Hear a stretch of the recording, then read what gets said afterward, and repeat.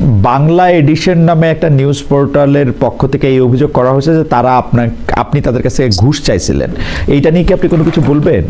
Bangla addition নিতে গিয়া কত কাহিনী টাহিনী কইরা তারপরে আমার কাছ থেকে টাকা চায়, 1 কোটি টাকা চায়। এই মাহফুজের পিয়ন টাকা চায়, ওরে অডিও টডিও আছে, এরপরে অডিও পাঠাইছি, এরপরে অনুমোদন দেয়। তার আগ পর্যন্ত দেয় নাই, অডিও পাঠানোর পরে তারপরে অনুমোদন দেয়। ঠিক আছে ভাই, যে আপনি কি এরকম কোনো কিছুর অনুমোদন পাওয়ার ব্যাপারে ঘুষ চান? না না না না, নট এ সিঙ্গেল টাইম। বরং ইলিয়াস ভাইকে এটা দেওয়ার ব্যাপারে দুইজন ছাত্রনেতা, নাম বলবো না, দুইজন ছাত্রনেতা আমাকে বারবার চাপাচাপি করছেন। আমি বলছি আমি ইউজুয়ালি এখন অনলাইন দিব না, আমি চাই এটা পরবর্তীতে কমিটি হয়েছে, কমিটির মাধ্যমে যাওয়ার চেষ্টা করা হয়েছে। সো প্রশ্নটা ছিল অনলাইনে ওনার কাছে একজন টাকা চাইছে, ওই লোকটা কোনোভাবে আমার সাথে সম্পর্কিত না, বরং ওনার দাবি অনুযায়ী, আমি জানি না, আমার এটা চেক করার সুযোগ না, বারবার রিচ আউট করার চেষ্টা করছি যে উনি যাতে প্রমাণ দেন, তাহলে যাতে আমরা বিভাগীয় ব্যবস্থা নিতে পারি। মন্ত্রণালয় অথবা কর্মচারী ওনার কাছে টাকাটা চাইছেন, এবং এই টাকাটা কোনোভাবে 1 কোটি না, 1 লাখ টাকা ওনার কাছে চাইছে। এটা 1000 টাকা চাওয়াটাও আমি মনে করি যে অপরাধ। ফলে উনি যদি প্রমাণ উপস্থাপন করেন, আজও যদি উপস্থাপন করেন, যেটার সাথে আমার ব্যক্তিগত কোনো সংযোগ নাই, ওই অফিসার আমার সময় নিয়োগ পাওয়া না, ওই অফিসারের সাথে আমার কোনো যোগাযোগ নাই, আমার অফিসার মানে আমার যারা এপিএস পিও ছিল তাদের যোগাযোগ নাই, উনি যদি প্রমাণ উপস্থাপন করেন, আমি কালকেই তথ্য উপদেষ্টাকে, যিনি আছেন দায়িত্বে, ওনাকে পাঠিয়ে বিভাগীয় তদন্তের ব্যবস্থা করব। এটা হচ্ছে খুবই ক্লিয়ার। উনি একটা মিথ্যা কথা বারবার বলে এটাকে সলিড করার চেষ্টা করতেছেন, দ্যাট ইজ নট ট্রু। আর অনলাইন পত্রিকা আমি আরো অন্তত কয়েক ডজন মানুষকে দিছি, আস্ক দেম। কিন্তু উনারে দিতে চান নাই। আমি ওনারে দিতে চাওয়া না, প্রথম দিকে যখন আমি দায়িত্বে আসছি, যখন, তখন আসলে এই জিনিসগুলো দেওয়া না দেওয়ার বিষয়ে আমি কনসার্ন ছিলাম, কারণ আমি তো জানি আমার বিরুদ্ধে সবসময় অভিযোগ তোলা হবে। I am the Nanda Ghosh of this government, so আমার তো সবসময় হচ্ছে যে সতর্ক থাকতে হয়। আমি দেখেন না কথা কম বলি, আমি কথা কম বলি, এবং আমি যতটুকু পারি, আমি তো চুপ আছি ফেসবুকে সেই জুন মাস থেকে, সো আমি তো ভয়ে থাকি যে আমার বিরুদ্ধে কি না কি হবে। সো রেদার আমি কিছু দেওয়ার আগে আমি সবার সাথে পরামর্শ করছি, তো তখন দেওয়া শুরু করে নেই অনলাইন। তখন প্রথম দিকে ইলিয়াস ভাইকে দিলাম, বাংলা আউটলুক পাইছে, ক্লাইমেট ওয়াচ পাইছে, আরো আমি অনেক নাম বলতে পারি। আস্ক দেম যে আমি 1 টাকা কারো কাছে চাইছি কিনা। আমি তো অনেকের নামও জানি না, যে আমাকে বলছে হ্যাঁ এই ভালো লোক, ভালো লোক, ও অনেকদিন ধরে অনলাইন চালাচ্ছে, ও 10 বছর ধরে চালাচ্ছে, পরিশ্রম করছে, আমলিক তাকে দেয় না। 14 বছর আগে একটা আবেদন হয়েছে এক লোকের, ওনাকে আমরা দিলাম।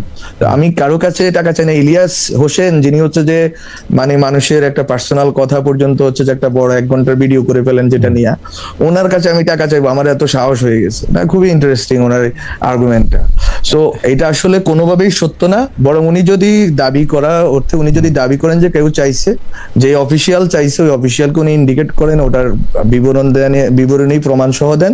আমি এখনো সুযোগ আছে আমার বলার, আমি সরকারের যারা যিনি উপদেষ্টা আছেন তাকে বলবো যে বিভাগীয় তদন্তের ব্যবস্থা করতে, যেটা আমরা বিটিভির যে কর্মকর্তারা দুর্নীতিগ্রস্ত ছিলেন তাদের ব্যাপারে বিভাগীয় তদন্ত করে তাদের বিরুদ্ধে ব্যবস্থা নিয়েছি। ওকে, সো মানে এইটার ব্যাপারে আপনি ক্লিয়ার, এটার ব্যাপারে আপনি পরিষ্কার।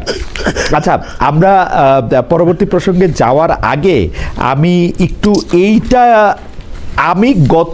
আমি একটা মনোলগ ধরনের অনুষ্ঠান করি, উচিত কথা নাম, তো সেটার মধ্যে আমি বলতে চাইছিলাম যে সরকার যে সংস্কার করতে সময় যে হাঁ ভোট চাইতেছে বা হাঁ ভোটের পক্ষে প্রচারণা চালাতেছে, এটা সরকার করতে পারে। আমার অবস্থান হচ্ছে এই।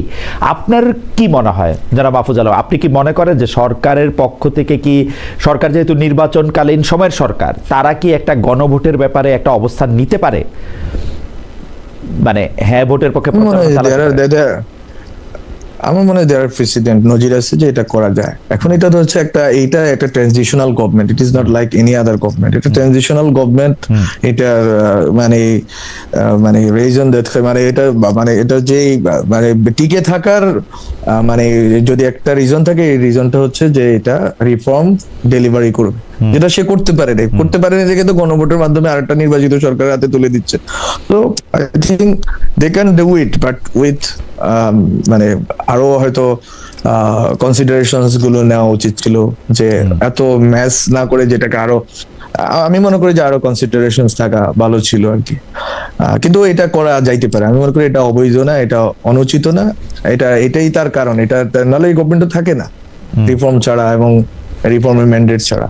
আচ্ছা, একটা প্রশ্ন করি যে আমরা কিন্তু অনেক সময় দেখছি যে আপনি যেসব বিষয়গুলি মানে মানুষের সামনে আনেন সেই সব বিষয়গুলি নিয়েই আসলে আপনার যারা সহযোদ্ধা আছেন, সহকর্মী আছেন, যারা আপনাকে আপনার আমি অনুযায়ী বলবো যে যারা আপনার ছোট ভাইরা আছেন তারা আপনাকে আসলে একটু ফলো করেন। তো এখন আপনার ছোট ভাইদের মধ্যে একটা বড় অংশ আপনি জামাতে যাবেন না, নারী নেত্রীদের মধ্যে থেকে যারা পরিচিত মুখ তাদের মধ্যে অনেকে জামাতের সঙ্গে গেলে নির্বাচনই করবেন না বা স্বতন্ত্র নির্বাচন করবেন, এরকম অবস্থার পরেও এনসিপি মানে জনাব নাহিদ ইসলাম মনে করলেন যে তিনি আসলে জামাতের সাথে যাবেন। এখন তারা যে জনাব নাহিদ ইসলাম, জনাব নাসিরউদ্দিন পাটোয়ারি, জনাব হাসনাত আবদুল্লাহ, জনাব সার্জিস আলম তারা যে বক্তব্যগুলি দিচ্ছেন সেই বক্তব্যগুলির আগের বয়ান থেকে যে একটা মধ্যপন্থা রাজনৈতিক দল থেকে তো তাদের ডেফিনেটলি একটু আলাদা বয়ান তৈরি করতে হচ্ছে। সেই বয়ানগুলিকে আপনি কীভাবে দেখেন, নাকি নতুন কোনো বয়ানই আপনি দেখেন না? মানে সেটা আসলে কি? যেমন এনসিপি প্রথমেই বলতেছে যে জামায়াতের সঙ্গে তার হচ্ছে আদর্শিক জোট। এখন আদর্শিক জোটটা কি, এটা আমি আদর্শিক জোট না সেটা কি আসলে আমি এটা বুঝি না। মানে জোট আদর্শ ছাড়া কেমনে হয়? এটা তো আদর্শ থাকতেই হবে, তাই না? এটা তো আপনার কাছে কি মনে হয় যে তাদের এখন পলিটিক্যাল উপস্থাপনাটা কি, জনগণের কাছে তাদের ভোট চাইবার জায়গাটা কি? আমি দেখলাম Hasnat Abdullah is very smart, তিনি বিএনপি তার যে প্রধান প্রতিদ্বন্দ্বী তার বিরুদ্ধে আদালতে গিয়ে জিতে রাইটলি তিনি তাকে বসিয়ে দিতে পেরেছেন।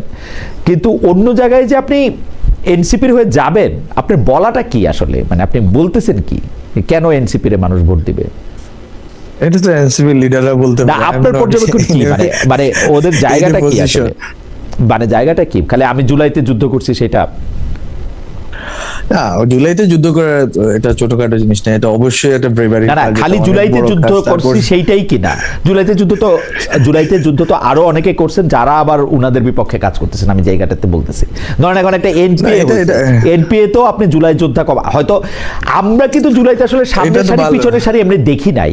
জুলাই একটা বিরাট আপরাইজিং, এটা সামনের সারি পিছনের সারি এটা বলা খুব মুশকিল। হ্যাঁ, কয়েকজন মুখ না, ঠিক আছে, ইতিহাস তো কাউকে সামনে আনে কাউকে পিছনে রাখে, এটা ইতিহাসের নিয়ম। ইতিহাস একটা মানে নিয়তির নাম। সো এটা সবসময় ঘটে আসছে, কাউকে কেউ তো সামনে চলে আসলো। এখন তারা যদি তাদের কজের প্রতি যদি ট্রু থাকে এবং তারা যেটা বলতেছে সেটার প্রতি যদি তারা সঠিক থাকে, তারা যদি এটাকে ধারণ করে, আমি মনে করি মানুষ তাদেরকে ভোট দিতে পারে। আর যদি তাদেরকে মানুষ মনে করে, যেটা আমি পাচ্ছি যাদের সাথে কথা বলতে, যেহেতু নিউ প্ল্যাটফর্ম করব, অনেকের সাথে কথা বলার সুযোগ হচ্ছে আমার, মানুষের মধ্যে এক ধরনের হতাশা, বেশি করে হতাশা, অনাস্থার চেয়ে হতাশা যে ওরা কেন এদিকে গেল। এরকম না যে ওরা গেছে ওদেরকে আমরা ঘৃণা করি, বরং ইমোশনালি যে আমরা তো ওদের প্রতি ইমোশনালি ইনভেস্টেড ছিলাম, ওদেরকে ভালোবাসতাম, স্নেহ করতাম, তো ওরা কেন এই ভুলটা করলো। সে মানুষের মধ্যে এই হতাশা বা ক্ষোভটা আছে।